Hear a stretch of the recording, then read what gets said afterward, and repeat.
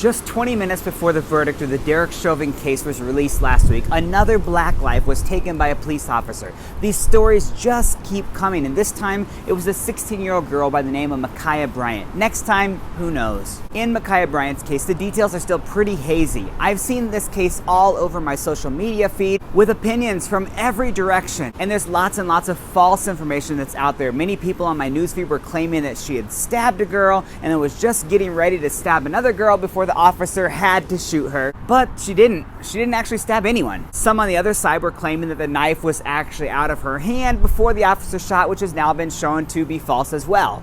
What we have here is a horrible situation with a horrible outcome. Family members state that it was actually Ma'Khia who was the one who called 911. She says in her 911 recording that there were people there trying to stab her. Now, we don't know all the facts yet, but can you imagine that you are a 16-year-old? You're just a kid and you are fearing for your life because people who are older than you now are there threatening to stab you. So what do? You call 911. You plead for them to send help, please help, and you say it over and over again, send help, get here now. And then it takes 3 to 4 minutes for the police to be deployed, and then they arrive on the scene roughly 13 to 14 minutes later, and everything just happens so fast. The video is so fast and chaotic if you watch it. But imagine that you were the person trying to call the police because you were defending yourselves, and then the police showed up and they shoot you. Did Ma'Khia know the police were even there? Was she still in an act of defending herself? Was she ever told to put the weapon down? Was she actually still self-defending herself? She didn't actually stab the first girl. Do we know beyond a shadow of a doubt that she was going to stab the second girl? Now, friends, I'm not a forensic examiner, but what I do see is that we have a beautiful teenage life who was cut short by lethal force in a split-second decision. Was that the only way that things could have ended? Was there absolutely no way for things to go another way? I think if the only answer to that is nope, he had to fire 4 shots into her chest, then I think that we are thinking way too narrowly. Welcome back to my Thoughtful Thursdays video channel where we talk about topics both inside and outside the church. Thank you so much for watching. As always, please make sure that you are subscribed below and you turn on your notifications to see posts like this in the future. I think the question that begs to be asked here is, can black people defend themselves? I remember that I got into a pretty intense discussion once with a group of people over self-defense. Now, these people were all white, but they were adamant that if someone were a perceived threat to them on their property, that they were in their full right to just fire away. It's better that the other person be dead than the imaginary scenario of what could maybe happen in some made-up imaginary scenario to a family member. And I remember asking really hard questions. Well, yeah, but what if they're just stealing things because they need the money, because they have an addiction? Are you gonna shoot them then? Surely human life is more valuable than possessions, right? Nope, I'm gonna shoot them, Kyle. I don't know that they're not gonna murder my family. But you don't know that. Maybe they're just looking for money or something that's easy to sell because of their addiction. Nope, I'm gonna shoot them. I remember trying to juxtapose that with how Jesus tells us to treat others. And I was like, drug addiction is a pandemic. It's serious, it's a sickness. What if one of my family members was an addict and they broke into my house? How would I treat them? Am I instantly gonna just blow them away?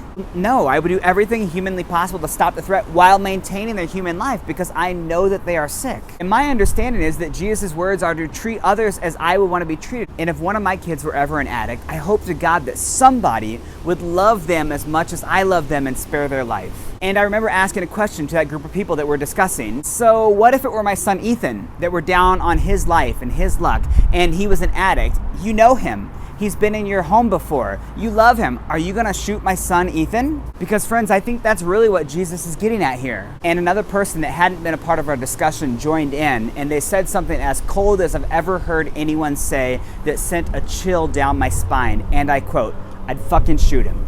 Whoa.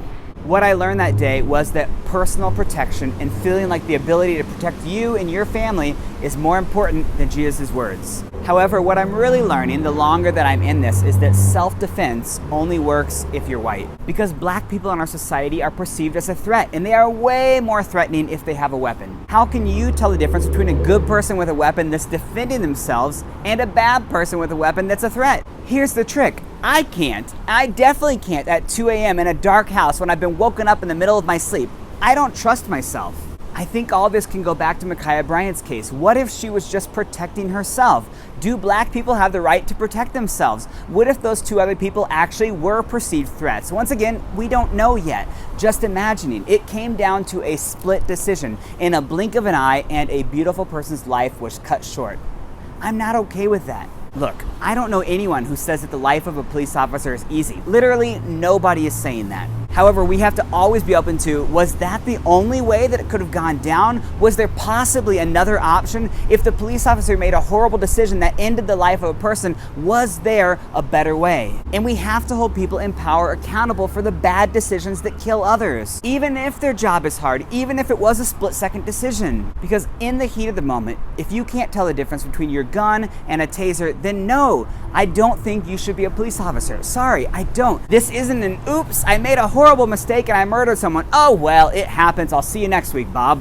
If in the heat of the moment you are more likely, because of your implicit bias, to pull the trigger on a black person than on a white person, then no, I'm sorry, I don't think you're cut out to be a police officer. And I know that I can hear the opposition in my head right now as I speak. Evidently, some people equate being anti-police brutality or pro-accountability as anti-American. That's fine. Everybody has their own opinions. I obviously don't see it that way. I guess I tend to think that we can make things better and that asking questions to help us get there, or making sure that people are held accountable for their poor actions, is one of the most American things that we can strive for. And patriarchy hates that. How dare you question the powerful? But I think we can do better, and we need to stop protecting and hiding behind the people who say that we can't. And I've had things like this said to me before. Well, Mr. Smarty Pants, you seem so unpatriotic and un-American. If you really hate the police that much, then why don't you go out there and be a better police officer? Put your money where your mouth is. Thank you very much for asking that very loaded question. First off, I don't hate the police, but there is an easy answer for that for me. I don't trust myself. I grew up in the United States. I watched all the movies. I heard the things that people say in whisper only. I know what people in my own family have said about people who are different than them. I heard all the racial slurs growing up. I remember being sat down and asked when I reached dating age, now, you would never bring home a colored girl, would you? Not my words. All of that trash was stored in my brain. I grew up as American as they come. I was homegrown. There is a reason for why we fear other people who are different than us. We are taught to. I have to constantly check myself when I have thoughts that come into my head because of growing up right here within the United States. Wait, why do I think that? Wait, where did that thought even come from? And I don't think I had a strange childhood. It was pretty typical. I have biases. For white people like me, I find it far more helpful to just acknowledge that we have a bias and work through them than to pretend that we don't. So when people say things like to me, like, Kyle, you should just join the police force then and show us how easy it is. You don't know how hard it is. What are you, a coward? I know that the only answer that is appropriate in that situation would be nope, because I know that I have a bias that was instilled to me from a very young age growing up within the United States. And they have ways to measure this type of bias. I know that if I was given a training gun and I was told to go through a simulation where I was met in training by a perceived threat, you know, imagine things popping out at you, an old lady with a loaf of bread, an old person walking their dog, a bank robber, a person holding a gun out. I know that I'm far more likely to perceive a black individual as a threat over a white individual, even if that white person has a gun and the black person has a hairbrush in their hand. In the heat of the moment, I know that my mind will somehow perceive that hairbrush as something that it isn't, and I'm more likely to shoot that unarmed black person than I am to actually shoot the white person holding a gun. And there are reasons for that. White people having guns in my culture growing up was commonplace, so my mind associates that white person with a gun popping up as just a good old boy exercising the Second Amendment right. But because of my upbringing, because of the stories that were told me, because of the things that I heard from my family growing up, I also perceived that black man with a hairbrush in a dark alley as more of a threat than the white person with a gun. No thank you, I don't trust myself. I recuse myself from this situation. How could I fairly protect and serve the American people if I'm more likely in the heat of the moment to shoot a person based on their color of skin? I've realized that I should never be put in that situation where I have to choose in the blink of an eye who gets to live or die.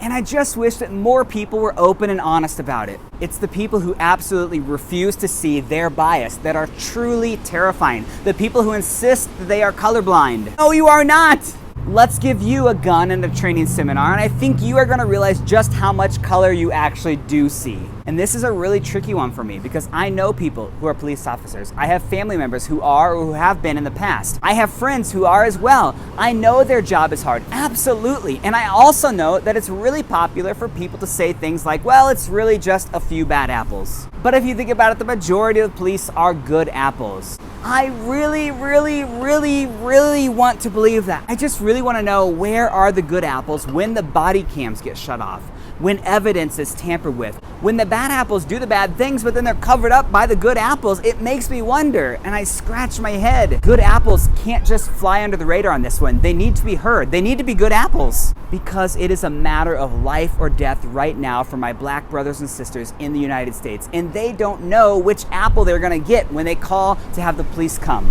I'm kind of not okay with that. And this also isn't a case of just follow the laws and be okay. That mostly might work for people who look and talk predominantly like I do, but a bunch of black folks have been killed while they were following the laws. I'm really not okay with that either. We can do better. That is all the time we have this week, friends. Join me next week as we take a look at racism and some of its ugly roots right within the Bible. I'll see you back here next week, same time, same place.